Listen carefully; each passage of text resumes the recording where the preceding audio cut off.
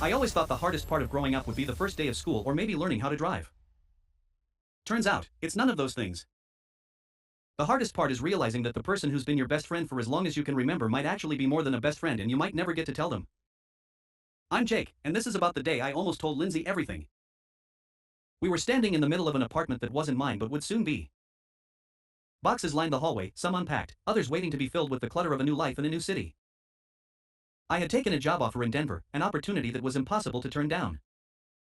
But what no one told me was that saying goodbye to home wouldn't just mean leaving behind my family or the place I grew up, it would mean leaving Lindsay. It was her idea to come with me. You can't do this alone, Jake, she had said when I mentioned the move a week ago. Besides, I can help you get settled. It's not like we haven't been through enough together. I nodded, but inside, I was dreading the idea of this moment. The moment when we wouldn't be two kids living next door to each other anymore. Lindsay had been my best friend for as long as I could remember. We'd grown up on the same street, our parents knew each other, and we spent more afternoons at each other's houses than we ever did at our own. We'd shared birthday cakes, fights over the remote, and, more recently, late-night talks in my car about where life was taking us. She was the person I called when I was happy, sad, or even just bored. She was my constant. And yet, I had never once told her how I felt. Lindsay, 23, female, was standing by the open window now, looking out at the city like she was deciding whether or not to let it in. She had always been the one who seemed to know exactly where she was going, even when I couldn't figure it out. With her short auburn hair and bright, determined eyes, she made everything look easy. That was part of what I loved about her, how effortlessly she made life seem more beautiful. But the truth was, I was terrified of what would happen if I told her. What if she didn't feel the same? As I dragged a heavy box to the living room, I glanced at her. She was still looking out the window, but there was something about her posture, the way her shoulders were hunched slightly, that felt off. She wasn't her usual, confident self. I hesitated before speaking. You okay? Lindsay turned toward me, a smile playing at the corner of her lips, but it didn't reach her eyes. Yeah, she said, but I could tell something was off. Just thinking. It was then that I noticed something strange. The air between us felt charged, almost electric. We had shared so many moments like this in the past, silent but comfortable, but now it felt different, like there was a weight I couldn't ignore. About what? I asked, trying to sound casual.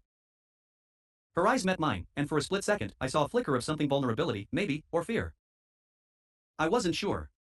About you. About everything, really. The words hung in the air for a moment, and I felt my heart stutter. Could she possibly be feeling the same way? Had she noticed what I'd been too scared to admit? I took a deep breath, then set the box down and crossed the room to stand in front of her. Linz, She cut me off with a laugh that was too sharp to be genuine. Don't say it, Jake. I frowned. Say what? She stepped back slightly, avoiding my gaze. You know. The thing you're always afraid to say. My pulse quickened. She couldn't have known. Could she? I closed the gap between us, my hands finding her shoulders. What thing? Her eyes met mine, and I saw it then. There was no hiding it, she knew. She had to know. I've always known, Jake, she whispered. I think I've always known how you feel. The world around us felt like it stopped. The room went quiet except for the soft hum of the city outside. It was as if all the years we'd spent side by side were leading up to this moment, and for the first time, I wasn't afraid. I don't want to mess this up, I said, my voice barely audible. But I can't stop thinking about you, Lindsay. I think I've loved you for a long time. Her breath hitched, and she blinked rapidly, as if trying to process everything I had just said. Jake, Before she could finish, I stepped forward, gently cupping her face. I didn't want to say anything because I didn't want to lose you, I confessed. But I can't keep pretending like it's just friendship anymore. There was a long silence, and then she smiled softly, the kind of smile that made my heart feel both full and empty at the same time. I feel the same way. I couldn't believe what I was hearing. My chest felt like it was about to burst, but then reality came crashing back, just as quickly. She stepped away, biting her lip.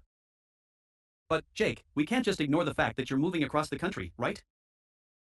I swallowed, suddenly aware of how much harder this all was going to be. Yeah, I know. The moment felt bittersweet, like something beautiful was slipping through our fingers. What do we do now? I asked, my voice shaking a little. Lindsay looked at me with that mix of sadness and hope that only she could pull off. I don't know, Jake. But we're not nothing anymore. We can try. We should try. I nodded, even though I knew it wouldn't be easy. Long-distance relationships? They were tough, and I wasn't sure we could make it work. But in that moment, I didn't care. Maybe love wasn't about certainty. Maybe it was just about the promise that you'd try together. So, we made a promise to each other right then and there, we'd try. It wasn't going to be easy. It wasn't going to be perfect. But it was real. And that was all we needed. The city outside buzzed with life, but inside, it was just the two of us. And for the first time in my life, I felt like I was exactly where I was supposed to be.